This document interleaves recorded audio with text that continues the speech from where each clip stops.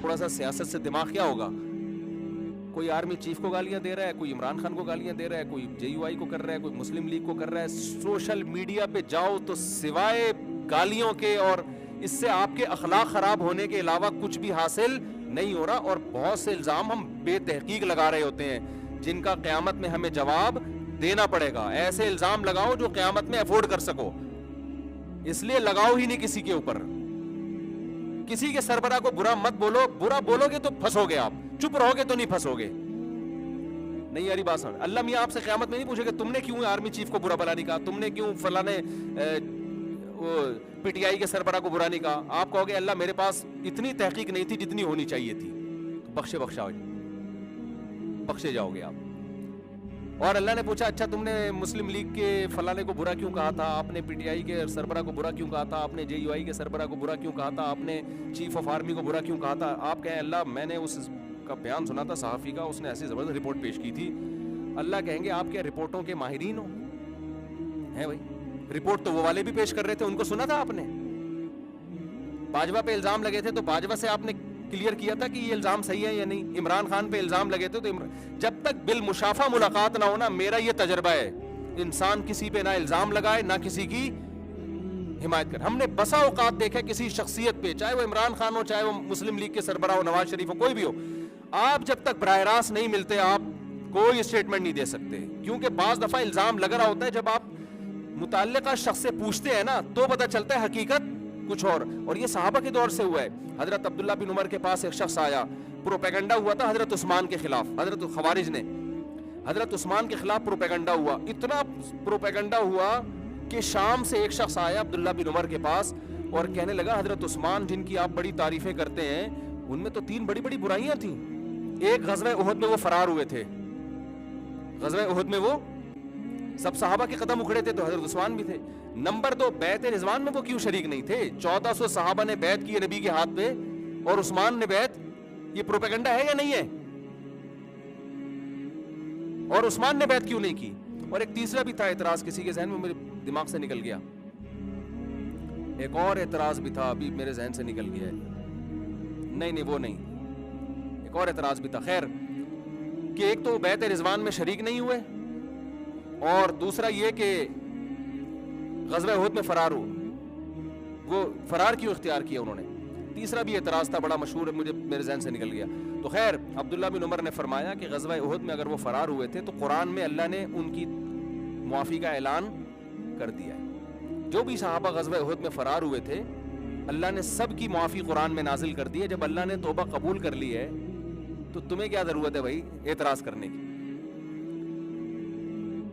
اور دوسری بات یہ کہ بیعت رضوان میں جو حضرت عثمان شریک نہیں ہوئے اس کی وجہ یہ تھی کہ نبی صلی اللہ علیہ وسلم نے مشرکین سے مذاکرات کے لیے اس شخصیت کو بھیجا جو آپ کی نظر میں سب سے محبوب. تو حضرت عثمان چونکہ بہت زیادہ محبوب تھے اس لیے ان کو سفیر بنا کے بھیجا ہے. اور پھر کہ حضرت عثمان کو بیعت رضوان میں نبی نے جو پروٹوکول دیا کسی صحابی کو نہیں دیا کہ جب بیعت کا وقت آیا تو آپ نے اپنا دایاں ہاتھ اوپر رکھ کے فرمایا کہ یہ عثمان کا ہاتھ ہے اور یہ میرا ہاتھ ہے. کسی صحابی کو یہ سعادت نہیں ملی ہے. تو دیکھو جو چیز تہمت لگانے کا ذریعہ تھی جب تفتیش کی ہے تو وہی چیز فضیلت کا ذریعہ بن گئی کہ نہیں بن گئی. تو عین ممکن ہے آپ چاہے پی ٹی آئی کے سربراہ ہو, چاہے مسلم لیگ کے ہو, چاہے جے یو آئی کے ہو, چاہے چیف آف آرمی ہو, کوئی بھی ہو, جو الزامات جس پہ لگ رہے ہیں ہو سکتا ہے وہی الزام اس کی خوبی ہو, لیکن جب تک آپ بالمشافہ نہیں ملتے اس وقت تک آپ کوئی رائے قائم نہیں کر سکتے. اس لیے سوشل میڈیا پہ ان اینکروں کو چھوڑ دیں ایک دوسرے پہ تہمتیں لگانے کے لیے. خدا کے لیے آپ اپنی زبانوں کو ان غیبتوں اور بہتانوں سے آلودہ مت کریں. جو نفرت کا ماحول پھیل رہا ہے نا ہمارے کنٹری میں, سیاست کو اعتدال میں رہنے دیں. کوئی اس کو ووٹ دے دے ٹھیک ہے بھائی, اس کو دے دے ٹھیک ہے. نہ کوئی امام مہدی ہے اس کنٹری میں اور نہ کوئی دجال ہے. نہیں یہ بات سمجھنا, دجال جب آئے گا نہ کوئی اتنا برا ہے کہ آپ اس کو دجال والے احکامات اس پہ جاری کر دیں, اور نہ آپ کا لیڈر امام مہدی جیسا ہے کہ کوئی اس پہ انگلی اٹھائے تو ایک دم آپ کے منہ سے غصے میں جھاگ نکلنا شروع ہو جاتا ہے. آپ کبھی بول دو عمران خان کے خلاف کوئی لفظ بول دو تو پی ٹی آئی والوں کو جھاگ دیکھو منہ سے کیسا نکلتا ہے ان کے, جیسے آپ امام مہدی کے ہاتھ میں بیعت کر لی آپ نے. اور اگر مسلم لیگ کے خلاف بول دو تو مسلم لیگیوں کا آپ حالت دیکھو یار کیا ہو جاتی ہے. بھائی اعتدال پیدا کرو یار, لیڈر ہیں آپ کے, اچھے بھی ہو سکتے ہیں تو کچھ خرابیاں بھی ہو سکتی ہیں, بس اتنا, اس سے زیادہ نہیں. اور تعریف کر دو آپ عمران خان کی، تھوڑی تعریف کر دو اپوزیشن کے سامنے تو ان کے منہ سے جھاگ نکلنا شروع ہو جاتا ہے جیسے پتہ نہیں کیا کر دیا یار، کچھ تعریف نہیں ہو سکتی کیا ایک انسان میں؟ اور اگر آپ نواز شریف کی تعریف کر دو نا پی ٹی آئی والوں کے سامنے، وہ تعریف کرنا آپ کے لیے عذاب جان بن جاتا ہے۔ او بھائی ایک آدمی کے آپ کے خیال میں اگر برا ہے تو کیا کوئی خوبی نہیں ہو سکتی اس کے اندر؟ اتنی نیگیٹیوٹی ہماری کنٹری میں پھیل رہی ہے، اتنا سوشل میڈیا میں گالیوں کا ایک بازار گرم ہے میرے بھائی، نہ اس سے ہماری قبر کو فائدہ ہونے والا ہے نہ ہمارے کنٹری کو فائدہ ہونے والا ہے۔ لڑتے لڑتے وہ ہے نا، ہم بچپن میں ایک شعر پڑھا کرتے تھے، ایک تھا تیتر ایک بٹیر، ایک تھا تیتر ایک بٹیر، لڑنے میں تھے دونوں شیر، لڑتے لڑتے ہو گئی گم، ایک کی چونچ ایک کی دم۔ تو پی ٹی آئی والوں تمہاری بھی چونچ غائب ہونے والی ہے اور مسلم لیگوں کی بھی دم غائب ہونے والی ہے، اور جتنی سیاسی جماعتیں اس طرح لڑ رہی ہیں، پھر فوج کے خلاف ایک مہا، سب لڑ کے ویسے ہی ملک کا مزید ستیہ ناس۔ تو میں نہیں کہہ رہا کہ آپ اختلاف نہ کرو، اس اختلاف کو لگام دینے کی ضرورت ہے۔ پی ٹی آئی والے اپنے اندر تحمل پیدا کریں، اگر کوئی عمران خان پہ کوئی تھوڑا سا طنز کرتا ہے تو آپ کہیں کہ بھائی ہمیں آپ کی رائے سے اختلاف ہے، ہمارے لیڈر بہت اچھے ہیں، ٹھیک ہے کچھ خرابیاں بھی ہو سکتی ہیں لیکن ہمیں اختلاف ہے بس۔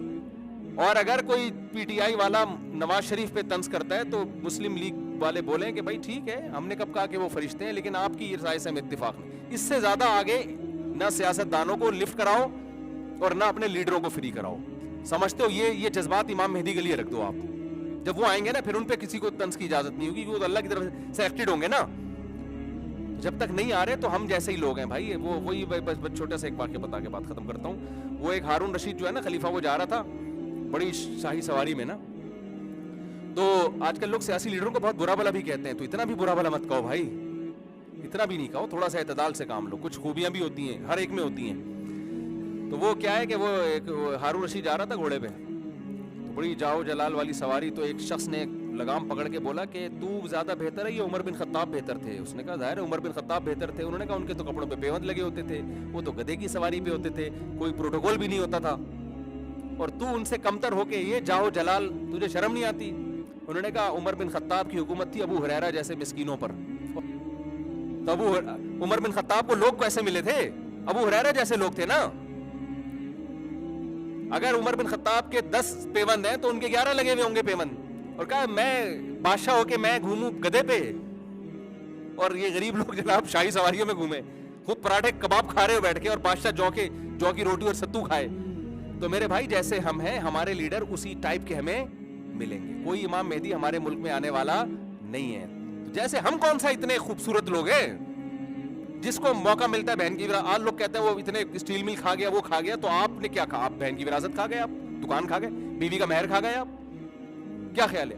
ابا بچے کو جیب خرچی دیتا ہے نا ابا، آج کل وہ اس میں سے پان گٹکے کے پیسے نکال رہا ہوتا ہے اپنے، وہ اس میں سے پان گٹکے کے۔ ہاں کچھ ہمارے لیڈر ایسے ہیں جو بہت ہی اعلیٰ مقام پر ہیں، تو تھوڑے ہیں جن کو ہم برا بلا کہہ رہے ہیں نا، ان میں کچھ خوبیاں بھی ہوتی ہیں کچھ خامیاں بھی ہوتی ہیں، اور جن کو ہم اچھا کہہ رہے ہوتے ہیں تو ہمارے خیال میں اچھائیاں زیادہ ہیں خامیاں کم ہیں۔ لیکن یہ کہ خامی لیس ہے، ایک لفظ کسی لیڈر کے خلاف بول دو، سامنے والے کے منہ سے جھاگ نکلنا شروع ہو جاتا ہے غصے میں، او بھائی یہ تم اپنے باپ سے ایسی تمہیں عقیدت نہیں ہے، تم پتہ نہیں اپنے لیڈروں کو اپنا باپ کیوں بنا لیا تم نے؟ ووٹ دو، ٹھپا لگا کے آ جایا کرو بس، اس سے زیادہ فری کرانے کی ضرورت نہیں ہے کسی کو۔ تھوڑی بہت تعریف کر دی، ہاں جی یس آج ہمارے وزیر اعظم کا بڑا خاندانی بیان آ گیا، بس اتنا کافی ہے، آج ہمارے وزیر اعظم نے جو بیان دیا ہمیں اس سے اتفاق نہیں ہے، بس اس سے زیادہ فری نہ کراؤ۔ باقی میں دیکھو ملا ہوں بہت سے لوگوں سے، میرا بھی کوئی تجربہ ہے نا، جن کو ہم برا کہہ رہے ہوتے ہیں خدا کی قسم وہ اتنے برے نہیں ہوتے جتنا ہم انہیں سمجھ رہے ہوتے ہیں، اور جن کو ہم اچھا کہہ رہے ہوتے ہیں خدا کی قسم وہ اتنے اچھے نہیں ہوتے جتنا ہم انہیں سمجھ رہے ہوتے ہیں، بس یہ ذہن میں رکھو، اتنے نہیں ہوتے، کچھ گڑبڑ ان میں بھی ہوتی ہیں، تو معتدل رہو، یہ تمیز سے اپنے باپ سے عقیدت کرو، ٹھیک ہے نا؟ جو محبت اپنے لیڈر کو دے رہے ہو کس کو دو؟ اپنے باپ کو دو۔ باپ جیسا بھی ہو، چرسی بھی ہو نا، تو شریعت کہتی ہے تمہارا باپ ہے، تم نے اس کو محبت دینی ہے، جو محبت باپ کو دینی ہے وہ اپنے باپ بیٹے میں لڑائیاں ہوئی ہیں، ایک جے یو آئی کا اس کا مسلم لیگ کا تھا، ایک پی ٹی آئی کا، باپ بیٹے میں لڑائیاں، ابھی کل کیس آیا میرے، گولیاں چلی ہیں، تو چھوڑا یار کیا کر رہے ہو تم، پتہ نہیں کس چکر میں پڑ گئے تم، تو بس اچھے ہیں تھوڑے سے برے بھی ہیں، جو برے ہیں تھوڑے سے اچھے بھی ہیں، بس اتنا ہے، اس سے زیادہ نہیں۔ اللہ سمجھنے کی عمل کی توفیق دے، ہم تو یہی کہہ سکتے ہیں بھائی، وما علینا الا البلاغ۔